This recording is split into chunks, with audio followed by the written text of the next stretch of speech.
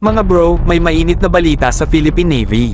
Ayon sa ilang sources, nasa final negotiations na raw ang HD Hyundai Heavy Industries, HDHHI, kasama ang PN para sa possible acquisition ng dalawang karagdagang Miguel Malvar-class guided missile frigates. Pero eto ang catch, hindi lang basta copy-paste ng existing variants, kundi improved versions na mas loaded ang capabilities. Kung yung dalawang naunang Malvar-class frigates ay impressive na, imagine nyo na lang itong upgraded variant. Isa sa pinakamalaking highlight ay ang pagkakaroon ng towed array sonar system, TASS, isang game changer pagdating sa anti-submarine warfare. Mga bro, ibig sabihin nito, mas malawak at mas precise ang detection capabilities ng Navy natin laban sa mga submarino. Hindi na tayo basta reactive, kundi proactive na sa pagpigil ng undersea threats.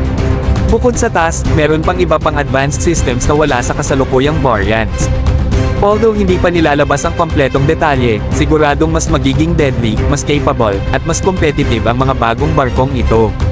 Kung dati ang Malvar class ay isa ng malaking leap para sa ating Navy, itong upgraded batch ay talagang magdadala ng next level deterrence sa West Philippine Sea. Strategically, malaking bagay ito. Ang additional frigates ay hindi lang dagdag bilang, kundi dagdag lakas at presence sa ating maritime domain. Hindi lang tayo basta nagmo-modernize, kundi naglalatag ng long-term naval strategy na pamproteksyon sa ating teritoryo. Mga bro, ang tanong ngayon, gaano kabilis mapipinalize at maipapatupad itong deal?